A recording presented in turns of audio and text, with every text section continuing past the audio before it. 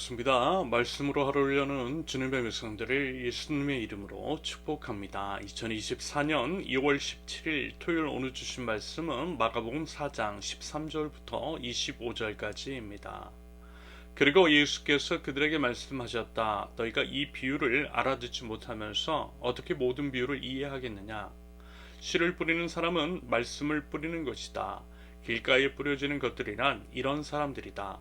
그들에게 말씀이 뿌려질 때에 그들이 말씀을 듣기는 하지만 곧바로 사탄이 와서 그들에게 뿌려진 그 말씀을 빼앗아 간다. 돌짝밭에 뿌려지는 것들이란 이런 사람들이다. 그들은 말씀을 들으면 곧 기쁘게 받아들이기는 하지만 그들 속에 뿌리가 없어서 오래가지 못하고 그 말씀 때문에 환난이나 박해가 일어나면 곧 걸려 넘어진다. 가시덤불 속에 뿌려지는 것들이란 달리 이런 사람들을 가리키는데 그들은 말씀을 듣기는 하지만 세상의 염려와 재물의 유혹과 그 밖에 다른 일에 욕심이 들어와 말씀을 막아서 열매를 맺지 못한다. 좋은 땅에 뿌려지는 것들이란 이런 사람들이다. 그들은 말씀을 듣고 받아들여서 30배, 60배, 100배의 열매를 맺는다. 예수께서 그들에게 말씀하셨다. 사람이 등불을 가져다가 말 아래에나 침상 아래에 두겠느냐? 등경 위에다가 두지 않겠느냐? 숨겨둔 것은 드러나고 감춰둔 것은 나타나기 마련이다. 들을 귀가 있는 사람을 들어라. 예수께서 그들에게 말씀하셨다. 너희는 새겨들어라. 너희가 되질하여 주는 만큼 너희에게 되질하여 주실 것이요 덤으로 더 주실 것이다. 가진 사람은 더 받을 것이요 가지지 못한 사람은 그 가진 것마저 빼앗길 것이다. 아멘. 계속되는 하나님 나라 비유에 관한 말씀입니다. 그러면서요 우리가 유념해야 할 것은 이것입니다. 하나님 나라의 비유라고 할 때 그것은 비단 하나님 나라가 어떤 곳인지에 대한 것뿐만이 아니라 하나님 나라가 임하게 되는 방법 혹은 하나님 나라 백성들의 자세 등등 하나님 나라와 관련된 전반적인 사안에 관한 내용을 다루고 있다라는 것입니다. 하나님 나라 복음을 전하러 오신 예수님은 하나님 나라 복음에 대해서 여러 다양한 방법으로 설명을 해주시고 하나님 나라에서 경험할 수 있는 일들, 예를 들면 병든 자들이 나음을 얻게 되고 끊어진 관계가 회복이 되며 모든 사람이 사람으로서의 존중을 받게 되는 것들을 시연해 주셨습니다. 그것들을 통해 예수님 당시 예수님을 경험했던 사람들은 하나님의 나라가 무엇인지를 오감으로 체험할 수 있었을 것이고요. 하나님 나라를 소망할 수 있게 되었을 것입니다. 여러분 교회가요 바로 이런 일을 해야 하는 거예요. 그러므로 부디 우리 세우는 교회 공동체가 하나님 나라를 맛보아 알게 하는 하나님 나라의 모델하우스로서의 역할을 온전히 감당할 수 있기를 기대해 봅니다. 우리 예수님께서 행하셨던 일들이 우리 공동체에서도 일어나도록 하자라는 거죠. 그것을 위해서 우리가 응당 힘써야 할 것은 하나님의 나라가 어떤 곳인지를 아는 것이겠죠. 그렇기 때문이라도 우리 주님께서 가르쳐 주시고 보여주신 하나님 나라 복음을 주의를 기울여 살펴보실 수 있기를 바랍니다. 성경을 통해 힘써 알아가고 배워가자라는 거예요. 오늘 본문 13절부터 20절까지는 어제 나누었던 본문, 즉 씨 뿌리는 자의 비유에 관한 해설입니다.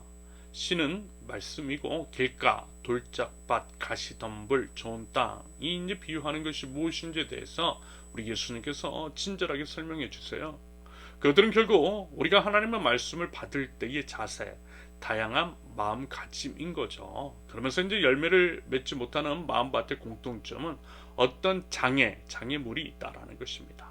다른 마음, 다른 근심거리나 유혹, 욕심 같은 것들이 있다라는 거예요. 나뉘는 마음입니다. 쉽게 얘기해서 딴 생각이 많으니까 말씀이 들어가지 않는다라고 하는 지극히 상식적인 해석입니다. 하나님의 말씀을 듣기는 하는데 건성으로 듣는다라는 거예요. 나하고는 해당 사항이 없는 것쯤으로 치부하는 것입니다. 말씀을 듣기는 들었는데 믿음이 없거나 약한 거예요. 그래서 어떤 시험이나 고난 같은 것들이 왔을 때 말씀을 붙들고 믿음으로 끝까지 인내하며 버텨야 되는데 그러지를 못하는 거죠. 또 어떤 경우에는 딴 생각하는 거예요. 말씀을 들으면서 예를 들어 주식이나 코인, 부동산 생각, 그 외 여러 잡생각들에 너무 빠져 있다라는 거죠. 그러면요 당연히 말씀이 안 들어오지 않겠습니까? 열매 맺을 리 없다라는 것입니다. 여러분 믿음이 무엇입니까? 믿음은요 싱글 포커스입니다. 주님만 바라보는 거요 나뉘지 않는 마음입니다. 그것이 믿음입니다.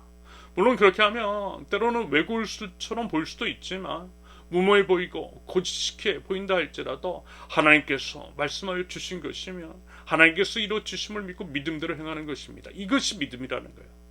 방금 비유들의 경우 그 믿음이 없다라는 거죠. 믿음이 없으니 믿음의 역사도 일어나지가 않는 것이고 당연히 열매 없는 삶을 살게 되는 것이라는 말씀입니다. 그러면서요, 여러분, 좋은 땅이라고 하는 것은 이런 것입니다. 20절을 보면 말씀을 듣고 받아들여서, 무슨 얘기죠? 말씀을 듣고 받아들인다라고 하는 이야기. 결국 그것은요, 말씀대로 행한다라는 것이겠죠. 듣기만 하는 것이 아니라 들은 그 말씀대로 행하는 것이 말씀을 온전히 받아들인다라고 하는 의미입니다. 성경은요, 이와 같은 이야기를 이와 같이 이제 비슷한 이야기를 계속해서 강조합니다. 예를 들어 마태복음 7장 24절부터 27절. 그러므로 내 말을 듣고 그대로 행하는 사람은 반석 위에다 자기 집을 지은 슬기로운 사람과 같다고 할 것이다. 비가 내리고 홍수가 나고 바람이 불어서 그 집에 들이쳤지만 무너지지 않았다. 그 집을 반석 위에 세웠기 때문이다. 그러나 나의 이 말을 듣고서도 그대로 행하지 않는 사람은 모래 위에 자기 집을 지은 어리석은 사람과 같다고 할 것이다. 비가 내리고 홍수가 나고 바람이 불어서 그 집에 들이치니 무너졌다. 그리고 그 무너짐이 엄청났다. 그 외에 야고보서에서는 특히 행함이 있는 믿음을 이야기하고 있잖아요. 결국 말씀대로 행하는 것이 진정한 믿음을 증명하는 것이요, 하나님의 말씀을 듣고 받아들이는 것이며, 그런 믿음의 사람들에게 믿음의 역사가 일어난다라고 하는 의미일 것입니다. 그러면서 믿음의 역사가 일어나되 30배, 60배, 100배라고 하는 그런 표현을 하신 것은 인간의 상식과 기대 이상의 놀라운 결실을 우리 하나님께서 맺게 해주신다라는 것이겠죠. 여러분, 30배, 60배, 100배는요 일반적인 결실이라기보다는 그들을 초월하는 믿음의 역사라는 거예요. 하나님께서 주실 것이라는 거예요. 이런 믿음의 역사는 오직 믿는 자에게 부어주시는 하나님의 은혜인 줄로 믿습니다. 여러분, 그래서 이제 부디 그와 같은 믿음의 역사를 경험할 줄 아는 저와 여러분들, 우리의 믿음의 공동체, 우리 세우는교회가 될 수 있기를 기대합니다. 기적이 상식이 되는 그런 믿음의 공동체가 되어보자라는 거예요. 여러분, 진심으로 권면을 드립니다. 제가 이제 최소한 상식적이라고 이자고 그렇게 이제 말씀을 드렸는데요. 그게 무슨 상식적인 선만을 지키자는 게 아닌 것은 아시죠? 정상적인 그리스도인은요 상식을 초월하는 사람입니다. 그래서 30배, 60배, 100배의 열배를 맺는 사람입니다. 여러분, 그저 두세 배 정도는 믿음 없이도 가능해요. 하나님 없이도 사실 가능합니다.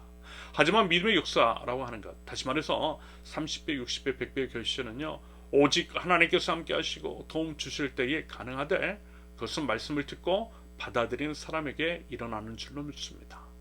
다시 말해서 비록 우리 인간의 이성으로는 납득이 가지 않는다 할지라도 우리 주님께서 말씀하셨으니 순종하겠습니다 라고 하는 그 믿음으로 나아가는 사람들에게 부어주시는 하나님의 선물, 하나님의 은혜라는 거예요.